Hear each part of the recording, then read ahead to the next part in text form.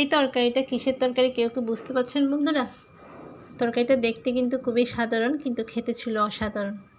তো এটা কিসের তরকারি সেটাই আজকে আপনাদের সঙ্গে একটু শেয়ার করব। আমি কিসের তরকারি রান্না করেছিলাম আর এটা কী দিয়ে রান্না করেছিলাম, চলেন একটু দেখে আসি আমি এটা কিসের তরকারি রান্না করেছি। তো এটা আমি আসলে রান্না করেছি কই মাছের তরকারি। তো কই মাছ দিয়ে শস্য বাটা দিয়ে রান্না করেছি, আর তার সঙ্গে 2 টুকরো দিয়েছি রুই মাছ। আসলে ছেলে মেয়ে তো কই মাছ খেতে পারবে না, ওদের জন্য রুই মাছ দিয়ে দিয়েছি। তো আমি মাছগুলো কিন্তু লবণ হলুদ দিয়ে ভালো করে মেখে রেখেছিলাম।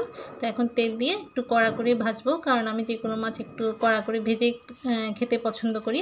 তো মাছের এপিট ওপিট কিন্তু ভালো করে ভেজে নিব।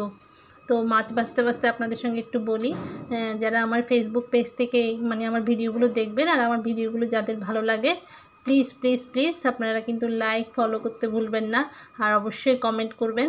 আর যাদের ভিডিওটা বেশি ভালো লাগবে তারা কিন্তু একটু শেয়ার করবেন।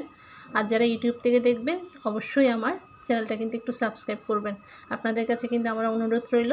তো এ ফাঁকে আমি কিন্তু আমার মাছ ভাজা শেষ। এখন এখানে আমি একটু সরিষার তেল দিয়ে দিয়েছি, কারণ আজকে রান্নাটা সরিষার তেল দিয়েই করব।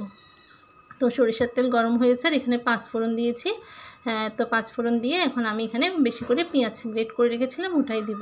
তো আজকে তরকারিতে কিন্তু খুব বেশি ইনগ্রিডিয়েন্টস লাগবে না, খুবই সামান্য উপকরণেই রান্নাটা হবে। তো পেঁয়াজটা যখন ভাজা হয়ে যাবে আমি একটু পানি ঢেলে দিলাম যাতে পেঁয়াজটা পুড়ে না যায়। তো এখন বাকি মশলাগুলো আমি দিব। বাকি মশলা বলতে তেমন কিছুই না, সামান্য লবণটা অল্প করে দিব, যেহেতু মাছের মধ্যে একবার লবণ দিয়েছিলাম ভাজার সময়। তারপর দিচ্ছি হলুদের গুঁড়া। তো এখানে কিন্তু আজকে আমি কোনো মরিচের গুঁড়া ইউজ করব না, মানে লাল মরিচের গুঁড়া দিব না। তো এখন এইগুলোই সামান্য উপকরণগুলো আমি একটু ভালো করে কষিয়ে নিব। আর দিচ্ছি মানে 1.5 টেবিল চামচের মতো আদা বাটা। মানে আদা বাটাটা একটু বেশি দিতে হবে, যেহেতু আমার মাছ কম সেজন্য আমি 1.5 টেবিল চামচই দিয়েছি। তো এখন এই যে আমার মশলাটা কিন্তু কষানো একদম হয়ে গেছে, তেল উঠে গেছে দেখতে পাচ্ছেন। তো এখন আমি দিব এখানে সরিষা বাটা, মানে সরিষা বাটা দিয়ে আজকে তরকারিটা হবে। তো সরিষার সঙ্গে কিন্তু আমি কিছু কাঁচামরিচও একসঙ্গে পেস্ট করেছিলাম, সেই জন্য আলাদাভাবে আর কাঁচামরিচ বাটাটা দিচ্ছি না।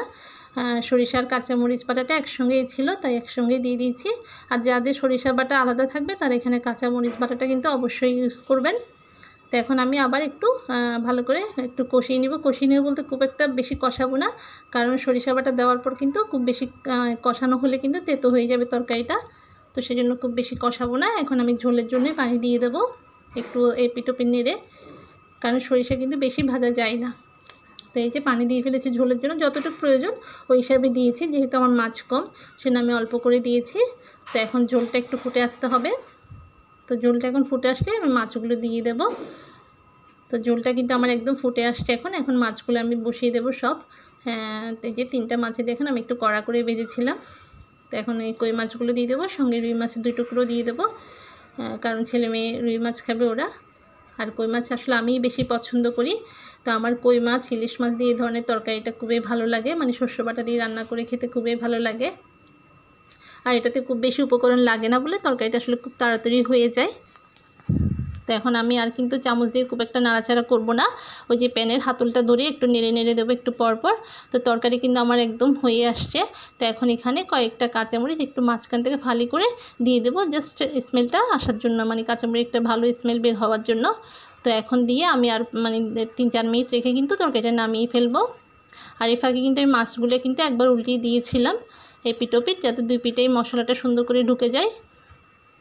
তো এখন আমি জাস্ট ধনেপাতা দিয়ে নামিয়ে ফেলবো। আর এখানে নামানোর সময় আরেকটু করে সরিষার তেল দিয়ে দেব। আর ধনেপাতাটা কিন্তু অবশ্যই দেওয়ার চেষ্টা করবেন, কারণ এই তরকারিতে আসলে সর্ষে বাটা, ধনেপাতা, কাঁচামরিচ, সরিষার তেল এই জিনিসগুলো যদি থাকে তরকারিটা আসলে অনেক টেস্ট হয়। তো এই যে আমি নামানোর সময় একটু সরিষার তেল দিয়ে দিচ্ছি। আর এই সরষের তেল দিলে কিন্তু তরকারি থেকে এত ভালো একটি স্মেল বের হবে, মানে এটা আপনারা নিজেরা খাওয়ার সময় ফিল করতে পারবেন। তো আমার তরকারি কিন্তু একদম রান্না হয়ে গেছে, এখন আমি সার্ভ করে দেখাবো। এটা দেখতে দেখেন কতটা সুন্দর হয়েছে। তো গরম ভাতের সঙ্গে মানে এরকম একটা মাছ আর একটু ঝোল, আর কিছুই লাগবে না। এটা কিন্তু আপনাদের এমনিতেই খেতে ভালো লাগবে, আর একটু লেবু হলো তার কথাই নেই। তো আজকের মতো এখানে বিদায় নিচ্ছি, সবাই ভালো থাকবেন, টাটা।